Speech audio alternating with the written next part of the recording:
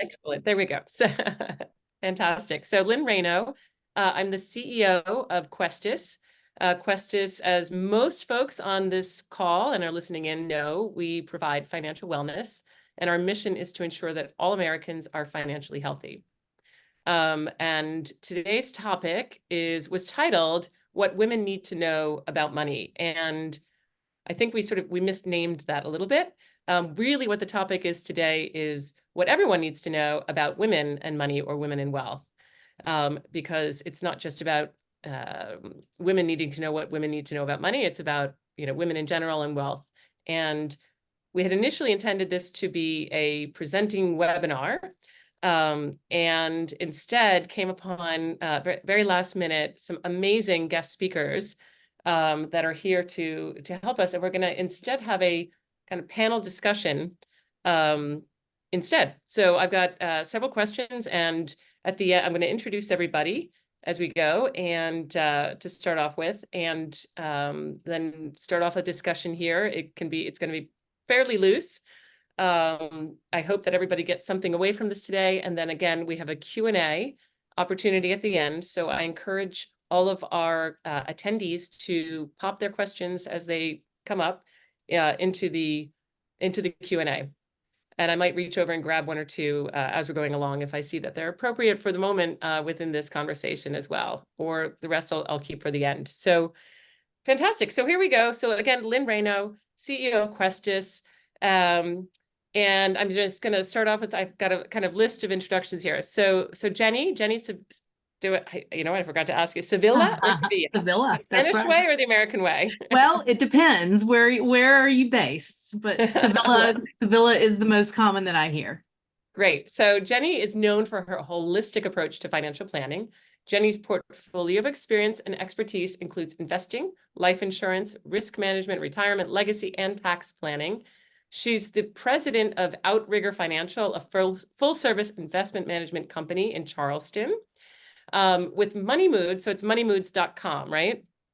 .us. With Moneymoods, she encourages women to zero in on what really matters to them and helps them create a baseline of saving, spending, comfort before embarking on their financial journey.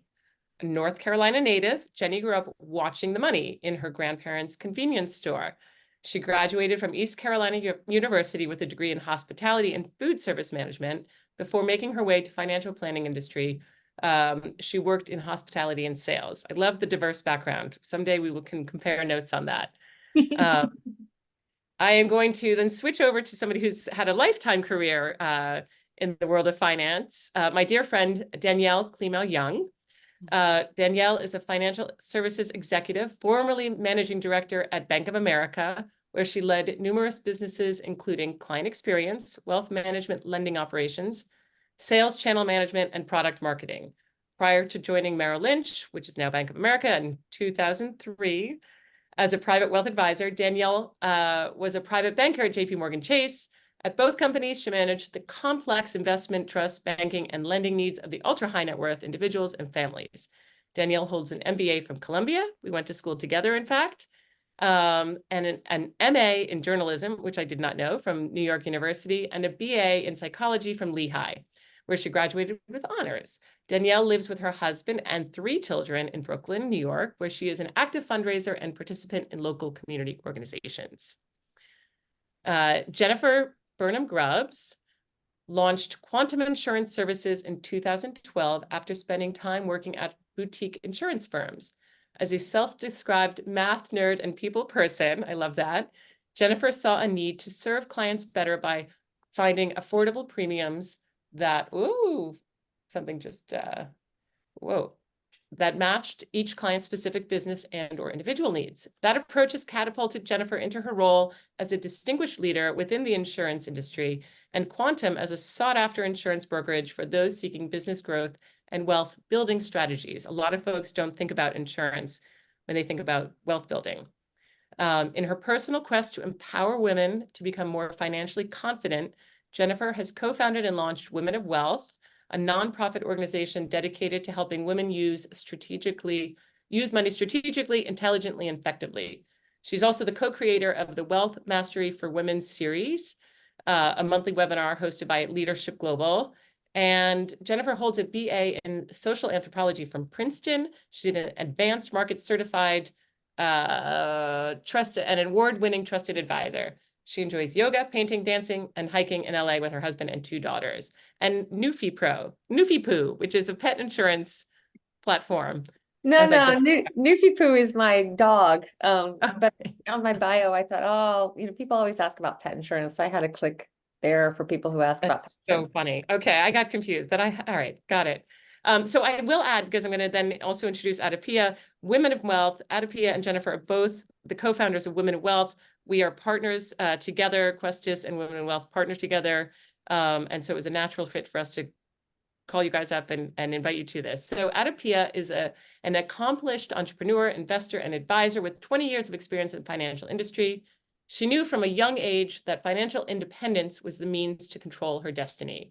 Despite believing she wasn't good at math, she started working in a bank at 18 and completed business and economics degrees with a specialization in personal finance. Through her career spanning banking, finance, real estate, and fintech, Adipia battled her inner and outer narratives like only men can be wealthy and don't be greedy, be good. When she broke through these barriers and chose to claim abundance, wealth, and prosperity, she saw that many other women were in the same boat. This led her to co-found Women of Wealth Foundation and lead a movement of financially empowered women, moving them from financial literacy to fluency and finally into mastery. Adipia knows that it's her life work to steward the transformation women go through when they step into the power of wealth. And I am so excited to have all of you here. We're going to have such a great diverse sort of perspective on this topic. I will start by sort of lobbing out the first question. Why do we need to have a specific conversation with women or with everybody about women and money? Jennifer, would you like to start? Sure, I would love to. So we did a lot of research when we were founding WOW, and we found that women are actually better than men with money in almost every marker except 2, which is financial confidence. In other words, believing in their own ability with money, and also taking on adequate amounts of risk. So in every other way, women are already amazing with money. And there was this old paradigm that we lived with for arguably 2,000 years that taught us that men are better with money. I know I kind of somehow deeply subconsciously believed that, like that was the truth too, even though, I'm a feminist and an accomplished person. And so when I found out statistically that that's not even factually true, and that if you really look at it, the only 2 things women aren't doing is stepping into their power, right? Believing in themselves fully and then making slightly more bold choices with their money. That's literally the only thing they're doing wrong with money. We thought, well, gosh, it's really time to fix that. And ironically, it was really only 2020, right? When that light bulb flashed for us. And I really believe in the last 3-4 years, we've seen an absolute proliferation of this kind of conscious awareness, which is where it all starts. And I'm sure Jenny would agree, and so would everybody else, based on your experience. Right. But I'll let you Jenny, do chime you in. want to pick up from there? Having a relationship with money is, in my opinion, the first place to start. Understanding how you relate to money, because a lot of women will look back in their history and be able to see exactly when those money impressions happened. Whether you're in a family that has been struggling and you've been able to recognize that there's struggle there, those impressions are what's creating your money mood, which is the name of my company. So the importance of women understanding why they relate to money the way they do, I think, is very important as well. Having some sort of guideline of understanding, I feel this way because, and I know how to change the way I perceive money by shifting into a different perspective. I think it's a really good way to guide the conversation around the money as well. Helping women recognize that relationship will really stimulate a lot of conversation for that. Hey, Lynn, I'd add on to that. In speaking about insurance, women tend to outlast men in our lifetimes. We live longer. Mm-hmm. So we have to think about that when we are investing in ourselves. And I would say often as a private wealth advisor, I would coach. I worked with a lot of super wealthy older men, and they would inherit money when their husbands died and literally did not know the difference between a stock and a bond, didn't know where the wealth was, didn't know where the accounts were. And, I really love the idea of empowering women from an early age to really understand. You don't have to understand financial markets and alpha and beta and investing, but, what is important to you? Focus on your investing and knowing where your investments are, really. That's great. I will say a few things. Women take an additional 2 years to repay their student loans. So some statistics behind why this matters. Women have a higher graduation rates for associates and bachelor's degree, yet women's income overall lags men's. Women with advanced degrees often make the same income as men with less education. So we're spending more to get that degree, and we're not earning it on the back end either. Some important information for that. So Adipia, anything final on the first question to add? Yeah, I mean, the statistics you said, I think lead into something we're going to talk about, and that I was thinking about is that the reason it's also so important is, like, until we understand what we're up against, we may not really understand how important it is that we take control of this financial piece. So, like, in addition to some of the things you said, I mean, the wealth gap is massive because men's ability to out earn women historically means that, and combined with the fact that they invest more, means that they have more money. Like, their wealth grows faster, and because of time and exponential returns of compounding, I mean, it can be hundreds of thousands or millions of dollars. And then when we add into this that something that is not talked about a lot, but women leave the workforce for various reasons, motherhood, caretaking. And so there's fewer years for women to earn. So taking all of those things into account, it's so important practically. It's important personally for our confidence, because one of the primary things I've noticed in conversations, I talk to a lot of investors, they're mostly men. The difference between them and women is also this fear of loss, fear of losing, because women are charged with securing their families. So that is like the psychological piece I think Jenny was also referencing. And like all these things put together is also the primary issue is it's not a capability issue. It's a confidence issue, which is what we identified. Women are more than capable. It's not that challenging. Like Danielle said, it's not like you have to know how to trade options, it's not. It's really, really simple things that women are already really good at. And that's the beauty of it, is that once that clicks, then it's like the road opens, and it's something up here. So taking one step back, because you meant we talk about the seed that starts it, right? Not just the psychological, but when we start getting paid and we're paid less. So March 6th was Equal Pay Day. What does that actually mean? Is there still a wage gap problem for women today? Huge. We're still making 83 cents to every dollar, and that's for white women. So when you start adding anything above just gender onto it, it's worse by leagues. And one really quick, I want to say, we're conversing right now about women, but the same applies to men. Any man or any person of any gender who may not feel that they have the same quintessential patriarchal male approach to money or confidence level with money, right? I know lots of men clients who don't necessarily feel confident with their money, and the stereotype would be, well, you don't have a male attitude towards it. But the truth is there's also a lot of secret male lack of confidence, and sometimes bluster and bluffing or lack of capability. So I just want to be inclusive by mentioning that anything we talk about that's discussing female inhibitions or hesitations applies to anybody who hasn't felt fully confident with money out of that patriarchal stereotype and norm, which is the point, right? Everybody can actually access that level of power. And that's why we want this to become an awareness seed in any person who's in this webinar. And the reason women statistically are being paid less, number one, they don't ask. We're not taught to ask for raises. We're taught to get the A and to please, as opposed to ask what's in it for me. If I could just count even on fingers and toes the number of MBA women, A-lister type, top of their league, who will voluntarily give me their time, expertise for free. And if I say, well, you deserve to be paid for this, no, I couldn't possibly. It's just, I don't know if it's nature or nurture or both, but there are so many more men I know in at least the financial systems I'm part of who think about how is something in this for me before I do anything at all. And so it's not just the system that's holding us down. In some ways, it's also ourselves choosing to participate in that entire model instead of learning to advocate, learning to say, like, hey, I'd really like a raise and I know my worth. And then putting it on the employer to decide, ooh, I don't want to lose them. Maybe I better give them something. Right, right.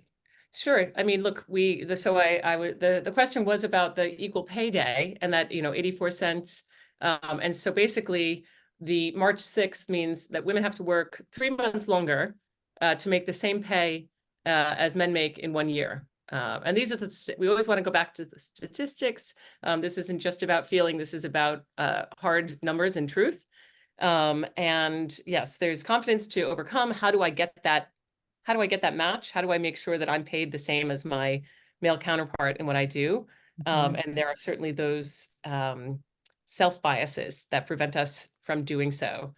I think that March 6th, by the way, was Equal Pay Day on average. And I can't remember what the day is this year, but if you go to women of color, Black women, it goes out a little bit further. Hispanic women, it goes out even further. And so that, that we talked earlier about that gap being very different based on race as well. So it's something it's not just a feeling. My husband kept saying, what do you need to know about money? What do women need to know about money? That is what everybody needs to know, because it's about the real truth about the numbers out there, and making sure that that everyone is paid for the work that they do on equal level. And then, as you mentioned, Adipia, once we get to that level playing field to begin with, that at least lets us on, even footing. Now we've got to overcome confidence to invest in the same places and the right places, and taking some risk on that we aren't normally comfortable with as well. The word pink tax is used quite often. Who can define the pink tax and why it's important to this conversation? Jenny? Something went wrong. Ooh, Please that's try again. not Siri. Sorry.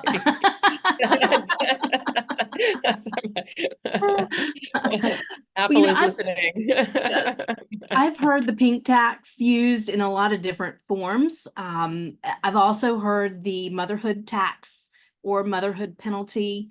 So a lot of these all kind of coincide with the fact that perhaps going pink tax route, more things that would normally cost the same, should cost the same for men, actually cost more for women. Basic needs, shampoo. Let's look at a male-driven shampoo on the shelf may cost half as what a woman's shampoo may cost, and that could essentially be the pink tax that you're referring to. The motherhood penalty, of course, being that if a mother is in the workforce and needs to step out for caregiving, they have a higher rate of needing that time out, and that's the penalty for being the motherhood, therefore lower wages or inability to move up in the career ladder. That's right. But that pink tax, I think, is very much a real thing. If you just start, when you go browsing through Walgreens or Walmart, just take a look and you will see very easily deodorant and anything that's specific for a woman as opposed to something specific for a male. You'll start seeing those price differences, and that's what the pink tax is referring to. My father asked me, he came visiting from Florida, and he asked for a place to get his hair cut. And so I recommended my place. And they said for a trim, it would be $80, which is what I pay for a trim. And he just balked at this idea of spending $80 for somebody to just do a little bit of that on your hair. But again, it's all of these things that start to add up that cost us so much more money. So much more. And that, and good point on the healthcare. I mean, even I lived in London, which you think is, a place that would take better care. And I had 2 children there. And I was shocked to find out that there was no care provided for my children until they were at least 3 years old. And then I might get 15 hours a week from social services at that point in time. And so what do you do? It costs so much money, or it costs somebody's, you know, time and opportunity to come out of the workforce for that. Mhm. Mhm. So how can women who are employees help themselves overcome some of these disparities?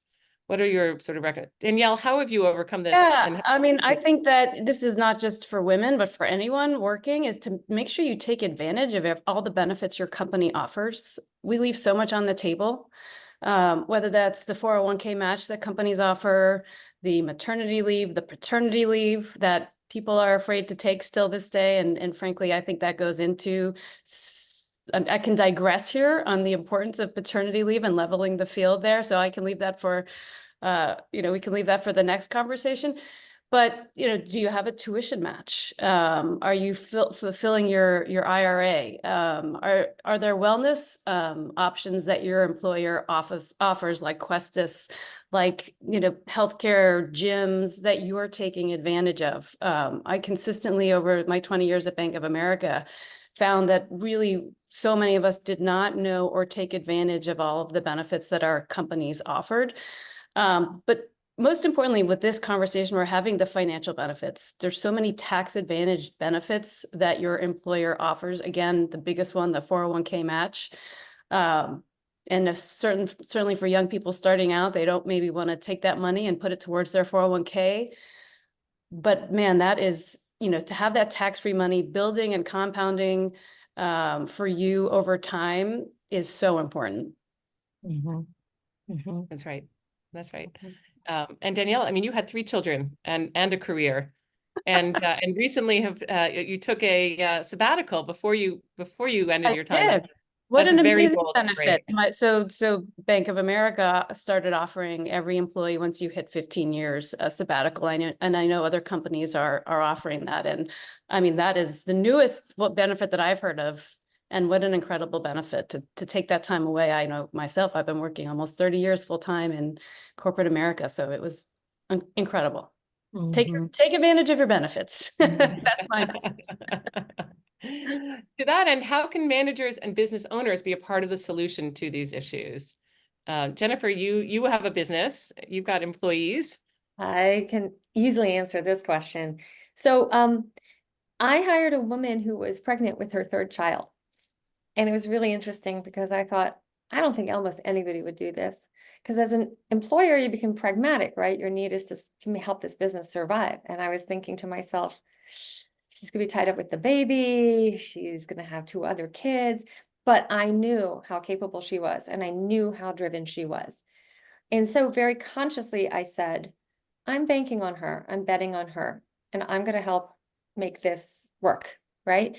And I'm so glad I did. She's an amazing person. She's been a great part of my team now for 2 years and counting. And it did take a big investment.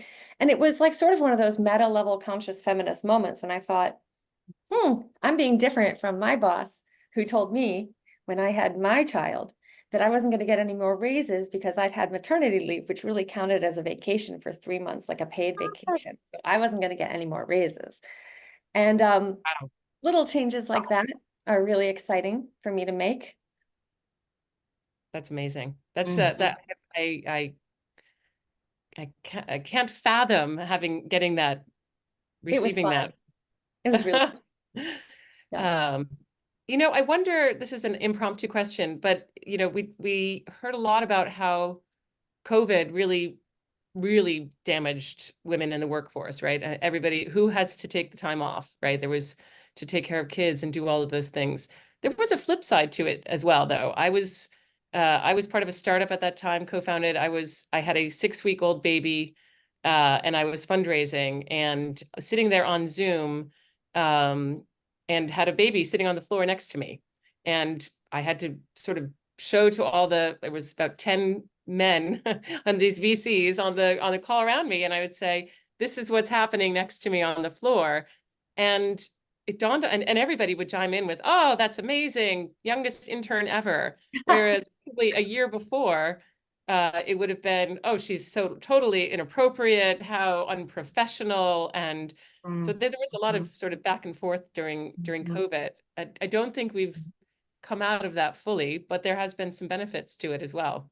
Mhm. That was the biggest Mhm. gift of COVID, was CNN had this like respectable man, I think he was a professor, and he was doing this important interview, and then this little kid came in the background, and it was hilarious, and it was just the biggest blessing, because up until then, working women could not have a child in the picture, literally or figuratively, or it was instant death. I remember carpooling and telling my kids, I've got a phone call, pretend you're dead, okay? I don't hear a voice out of anybody here.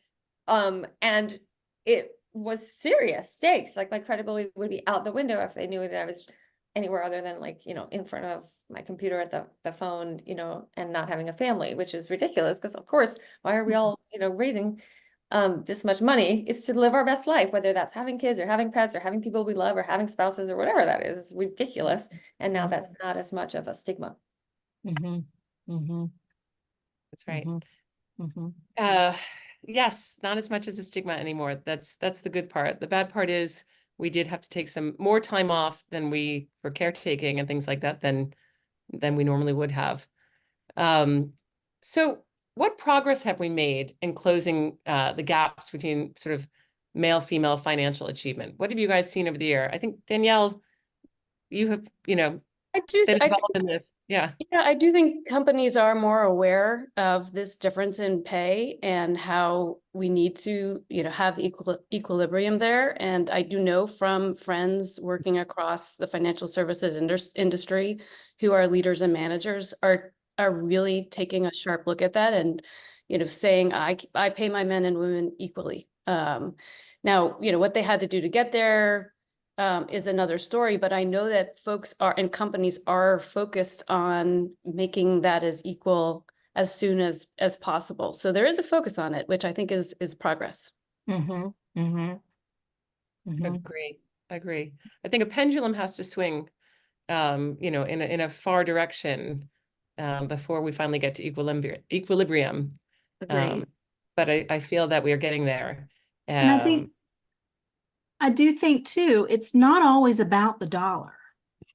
You could potentially look at a position that's paying a very hefty salary, but knowing that your work day may be, well over 10 to 12 hours in order to accomplish that and to earn the money that's being offered to you. I have seen a lot of folks turn down those positions simply because they value the time with family and free time and the ability to travel. It's not always about the money. So this balance of income to life, I think, is coming much more forefront, where it's much more important for some folks to have a life, to be able to enjoy something other than work. Yeah, and I'll jump in on that too. So I think that in general, I would categorize this whole issue of the improvements that we're making under awareness. And Mhm. even a webinar like this, a lot of the press and the media attention and a sort of a financial awakening that was another benefit of COVID. Like I really think that when Mhm. everyone was at home, especially women who were now at home, they started to look at the things that maybe their, especially in heterosexual marriage, their partners, their husbands were traditionally looking at. And so there was this moment that happened where women said, hey, what is going on with our finances? And then things started to move. Like, I think that's one of the things that really changed, is that the awareness that's been growing since then helps everyone understand the bias that if you talk to most men, because most men are good men, they actually don't even know that this is a problem. Right. And so how we approach that and how we approach that conversation with men is very important, because othering them or blaming them or, that's not going to help, because a lot of the ones that we need on the side of equality are in positions to help. And so I think that's really, really important. One is the women getting empowered and understanding that power. And the other is having allies and understanding that those are allies, because I know a lot of men who put their hand down to pull other women up, and they're doing it. So that's one thing. And that is creating equalization, because the awareness is there for them too, where they're questioning like, oh, shoot, am I doing that? Oh, is this a disparity? Like, can I do something about this? And they do want to do something about it. The other thing, and Jenny, you kind of mentioned it, there's a lifestyle change, and a lot of that is driven demographically. So you know, I'm looking at us, and generally speaking, like our age, and like Jennifer, like what happened to you? I had terrible experiences when I was younger that were very much about staying in my place at work, etc. That's also changing demographically. I mean, that mindset doesn't exist so much in a younger generation of men or women. I bet you if you talk to a 20-year-old right now, they might not understand what we went through.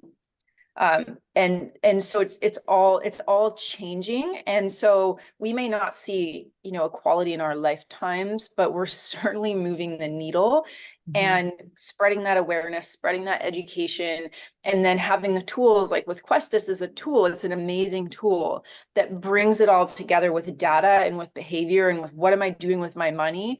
And then matching that with how am I behaving and what am I asking for?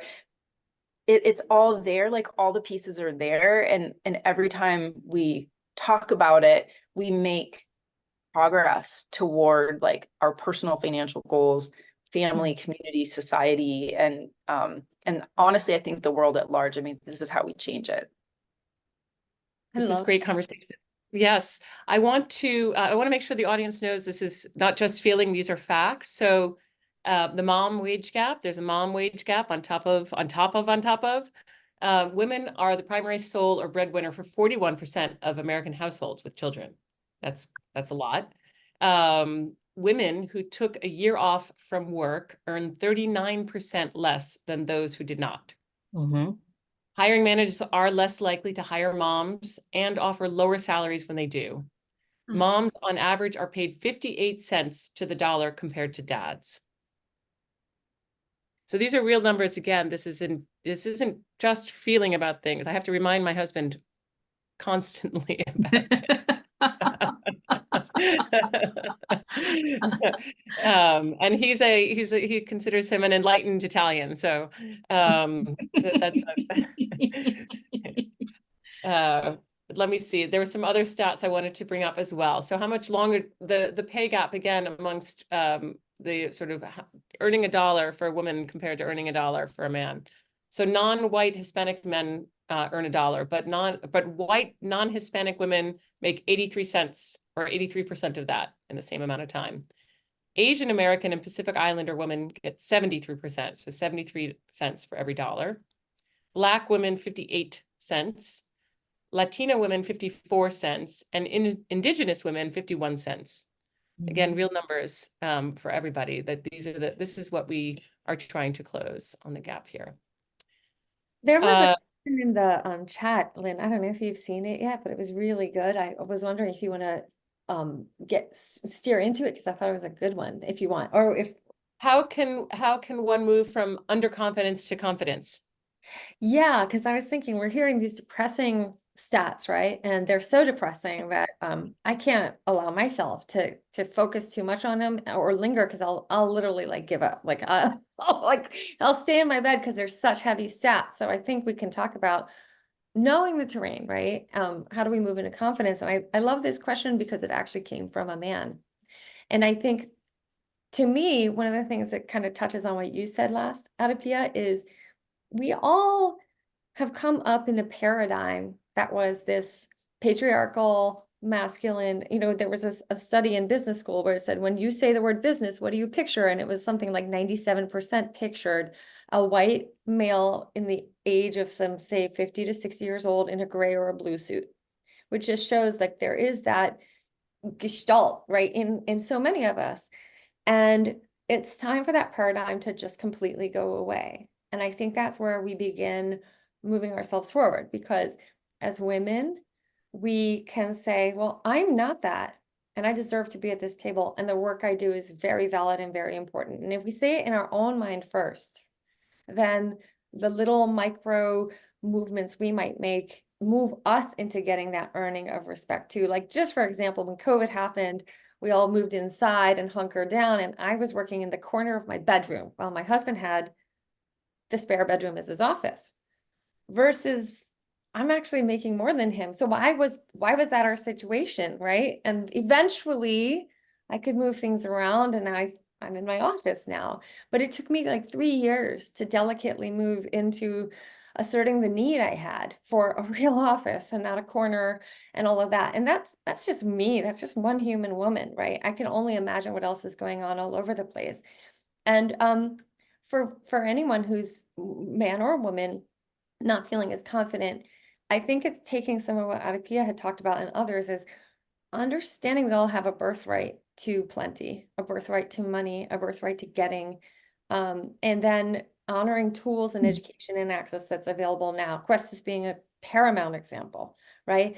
We can get rid of imposter syndrome. We can get rid of the feeling that because we're not that white male in his 60s in a suit, we probably don't know what we're doing, by just accessing the tools and information and dialogue that's here now and changing our consciousness around it to move into like baby steps, right? Because actually baby steps are how we grow confidence in real life over time. And that paralyzed feeling of not knowing is usually what holds us back from taking any action, risk, little things, and then we stay paralyzed. So yeah, that's what I wanted to say to the person who asked that great question.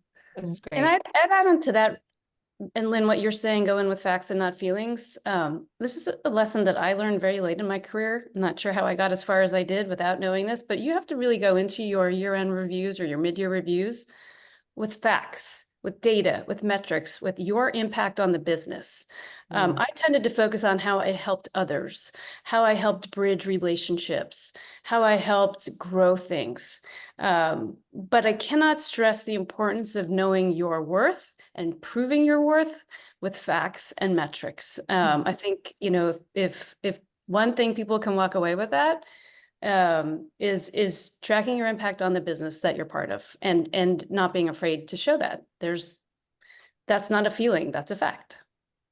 You know, having and we've all managed people on this group, but you see it from the other side, right? I've seen both my direct reports, male and female, walk into that year-end review with very different attitudes about things, and it's shocking because it just sort of hits you as a real thing. You know, 9 out of 10 times, you know, the male employee direct report will come in and talk about how great they did and what, you know, those facts and everything and exactly why they deserve the raise and ask for it. And I would never get that from the women that on occasion, you know, I was probably that person, but Or you could take it farther. We've all heard about, you know, going for promotions or jobs that, you know, we as women feel we have to be 100% qualified for. And perhaps men, you know, if they hit 5 out of the 10 requirements, they feel like, well, heck, I can, you know, why not? I can do this job, and getting better. And I actually think as an industry across the board where everyone is looking at hiring requirements and do you need a college degree? Do you need this to do this job? You know, feeling like if we can hit a few of those metrics and not all of them, we should still raise our hand for that raise or for that new job. That's right. I want to, we have a Q&A opportunity for everybody. I'm not seeing that many questions in there. I have seen a comment or two come in on the webinar chat directly to us. I think we have about 95% women on this as attendees, but I encourage anybody on there to send us a message of some thoughts that you might have, some experience that you have encountered, both, you know, on both sides of the equation, some advice you might want to throw in as well, something from your own personal experience. So please do feel free to put that either into the direct chat to us or in the Q&A section as well. We'd love to hear from our attendees as well. We could open it up, in fact, right now to the questions. So I'll just sort of keep talking as I look for questions that might come in. We've answered one already. And I'll let everybody sort of take a minute to collect their thoughts. As we do that, did anybody read? I sent out earlier to this group there was an article around from Reuters that was reporting on the 2017 Fidelity report. Women are actually better investors. than men. I don't want to compare, women being better than something at that, but what does that sort of, I don't know if any of you had a chance to look through that, but what does that mean to you? I'll jump in on that really quick. Like, to your point, it's not about better than, et cetera, but it is really interesting because I think that speaks to the confidence issue, which is seeing that like sometimes that data also helps with those who are sitting in that feeling state, where it gives a bit of that confidence, because we're not always able to self-generate it.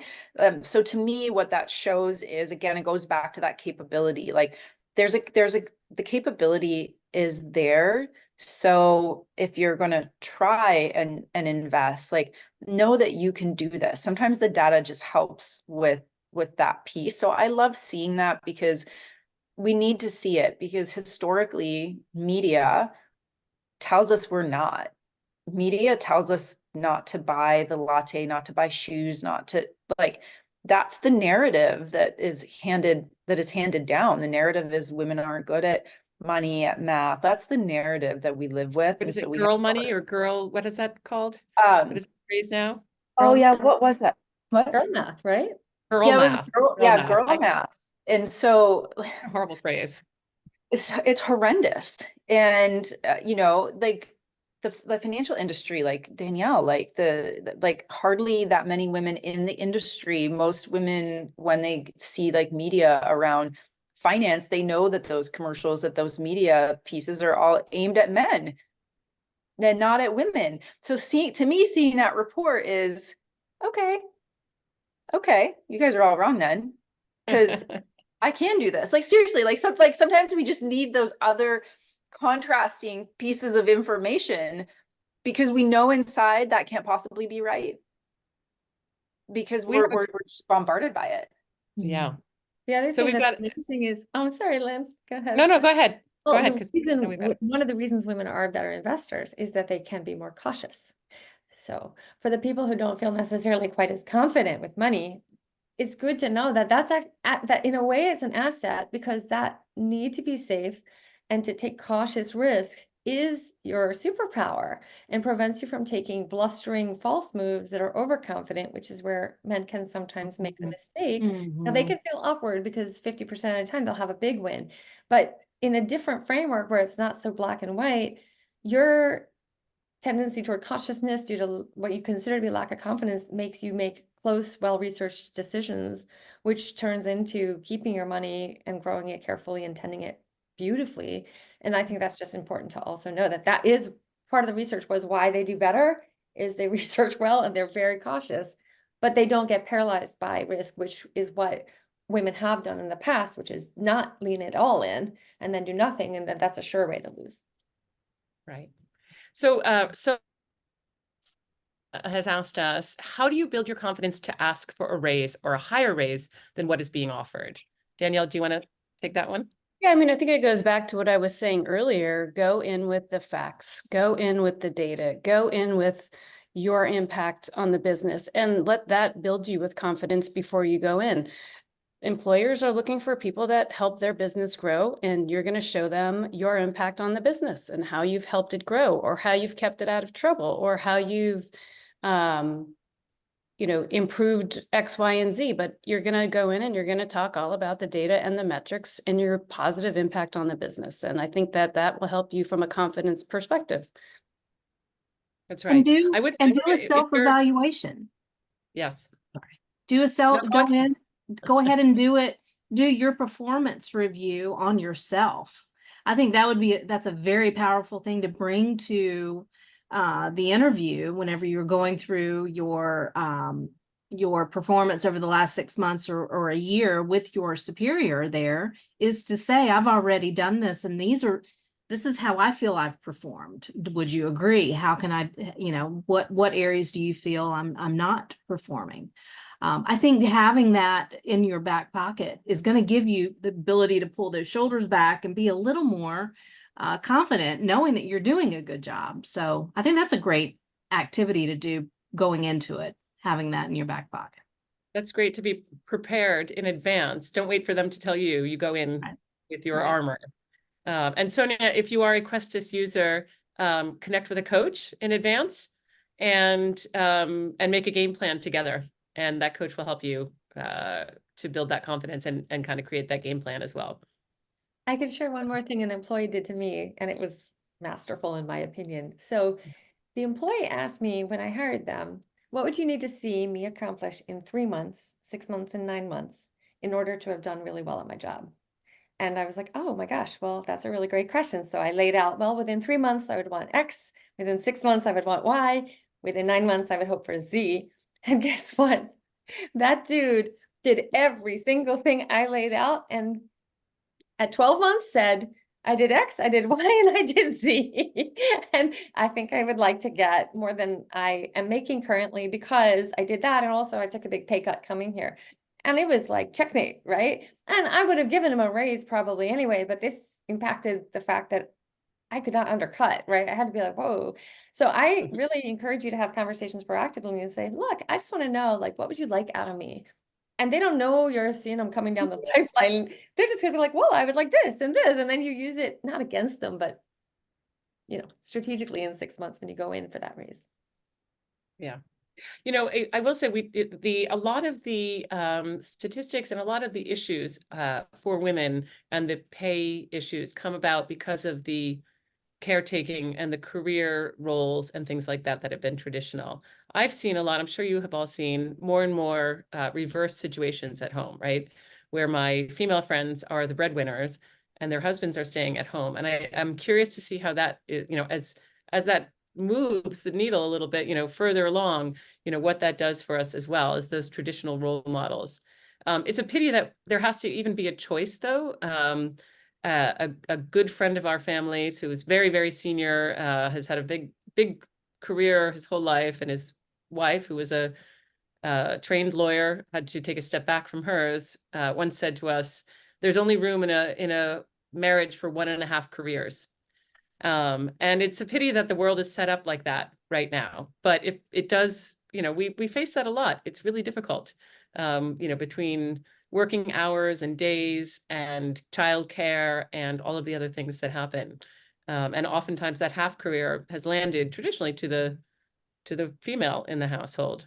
And it's funny, Lynn, that you mentioned this. I was just thinking recently, I've been out with a couple of my super wonderful and successful female friends, one who's a CFO of a company you would know well, another led a big portion of a giant bank. And they were the breadwinner, and the husband was the stay-at-home husband. But I found it very fascinating that both women still kept on top of the family calendars, the meetings, the birthday present buying, the parties. They were still doing so many of these tasks that you would think the stay-at-home dad would perform. Now, maybe that's a choice they made. I don't know. My sample size is 2, but 2 very substantial women still doing a lot of these ticky-tacky things that I would think shouldn't enter the stream of their consciousness if they're running big divisions in companies. So I don't know what that says, but I found it really interesting. I think that's a topic for a whole other day. I can, my husband and I both have C's in front of our names, but there's only one of us planning the birthday gifts and all of the other social calendars and the Parent-teacher conferences. Yeah. That's parent-teacher. That's right. That's right. All of those things. Are there any other questions from our listeners, from our attendees today? Because if not, I have one other question for our guests. All right. So final thoughts. Kind of one takeaway that everyone needs to know when thinking about what we need to know about women and wealth, or women and money. Adapia? I'm going to go around the. Yeah, it's like ordering at a restaurant. I want to wait to be last. I think honestly, the biggest takeaway, especially if you are a Questis, if you have Questis, is like use the tools that you have at your disposal. Like I love the Questis tool. Like I have my spreadsheets, but what you've built so much better than my spreadsheets. And so take one action. Maybe that's looking at your credit card statement. Maybe that's inputting your stuff into Questis. Like those actions build confidence and they give us data and feedback to continue to take more actions and more steps towards where we want to go. So number one thing is take one small action today and continue to take those actions going forward. Great. Jenny? I'm a big fan of habit stacking. Like what Otopius had said with just taking one action and then building on it from there. We're taught to go and exercise, right? 20 minutes a day, every single day. And I coach through all kinds of women and just say, take 10 minutes one day a week and look at your transactions. A very common statement that I hear is, I make so much money, but I just don't know where it goes. Oh, okay. Well, let's tell your money where to go instead of wonder where it went. And having that 10-minute conversation with yourself to sit and categorize your transactions into however you need to categorize. So, this is how much we ate dining out last week. This is how much we spent at the grocery store. And knowing where your money's going, I think, is a very important step in improving. And then start stacking those habits, making those little changes. Instead of doing the Chick-fil-A drive-through after the soccer meet or the ballet practice, having an alternative plan to that. Fantastic. I am going to tell your money where to go instead of wondering where it went is my new favorite phrase. I Yes. absolutely love that. Yes. Danielle? Yeah, I would say you should be build wealth by investing your money. Don't be afraid to make that first step in investing your money.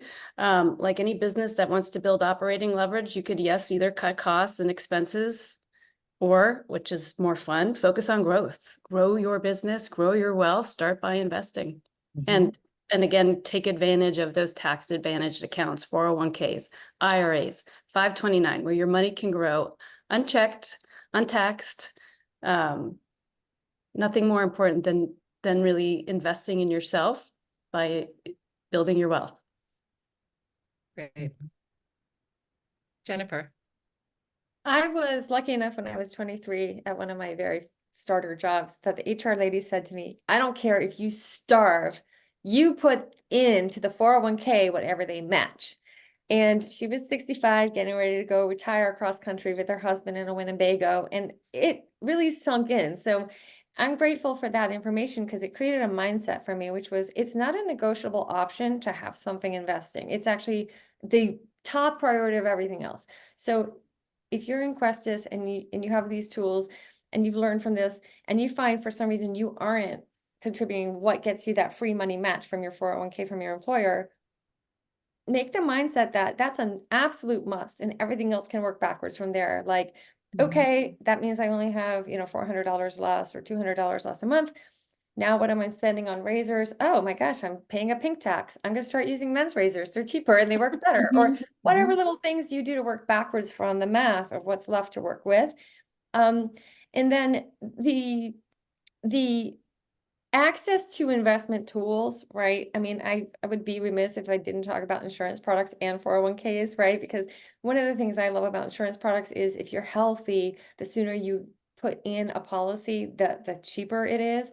And depending on if you have a family and stuff, learning to solve for that worst case scenario also changes your position. Because if you are vulnerable to these massive what ifs, the bottom can fall out very easily, especially on families that are kind of living paycheck to paycheck. So that's another I like to think of as a top priority is having your risk management somewhat covered. It's not always easy, but the more you procrastinate, the more expensive it is. And then that makes it harder and harder. So getting, really well educated. And I think Questis has great tools about that, about where does the risk management piece come in? So if it's offered through work, for example, and it's not crazy expensive, take your group life insurance, your group disability, things like that, as long as you've got people depending on you. If you're all by yourself, then you can make that decision more personally. And if it's an investment life insurance product, maybe, but other than that, it's also like a not negotiable in my book.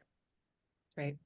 I will say to that end, only 45% of employees fully participate and take advantage of their 401k program. That means 55% of employees are leaving money on the table, male, female, or otherwise. It's shocking. And I think, we see this all the time because this is where we're focused on. they're either young and dumb, I was once, they don't understand it, or they have, they're living up paycheck to paycheck. They've got like high interest credit card debt or student loan or other things. And that's where Questis comes in. And we try to sort of solve for those other things in order to get people into the shape today to take advantage of that for tomorrow. This was a fantastic conversation. I couldn't be happier.